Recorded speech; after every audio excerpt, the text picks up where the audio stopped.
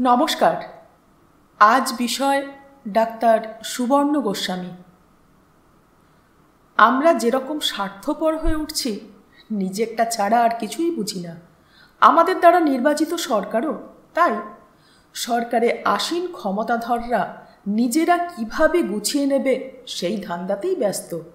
নইলে এই যে যারা অন্তত মানুষের সুবিধের কথা ভাবেন, কাজ করেন, চেষ্টা করেন, তাদের উপর যখন অন্যায় অত্যাচার চলে, তখনও আমরা কেমন নির্বিকার জীবন চালাই।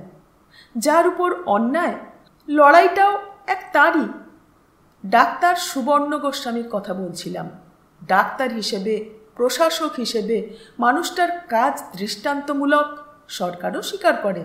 কিন্তু সরকারি স্তরে অন্যায়ের বিরোধিতা করার জন্য তাকে এমন জায়গায় বদলি করা হলো যেখানে তার মতো ডাক্তারের কোনো কাজই নেই।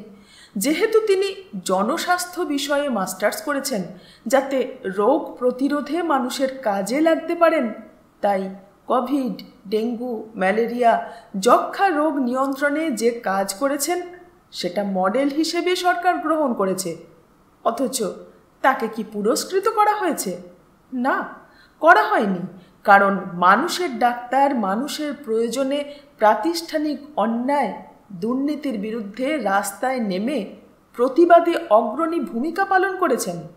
তাই পুরস্কারের বদলে সরকারি নিয়মকানুনের তোয়াক্কা না করে ডিমোশন করে দূরে পাঠিয়ে দিয়েছেন, যাতে নিজের যোগ্যতা অনুযায়ী কাজটাই না করতে পারেন। এতে সবচেয়ে ক্ষতিগ্রস্ত হচ্ছেন কারা?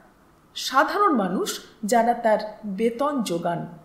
দুর্নীতি, লোভ, প্রতিহিংসা পরায়ণতা মানুষকে কোথায় নামাতে পারে সেটা এই সময়কালে যা দেখলাম তাতে সব দৃষ্টান্ত ছাপিয়ে গেছে।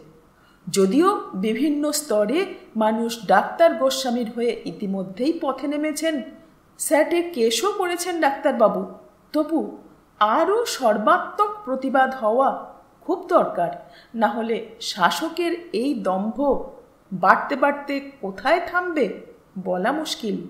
কে বলতে পারে পরের টার্গেট আমি, আপনি কি না?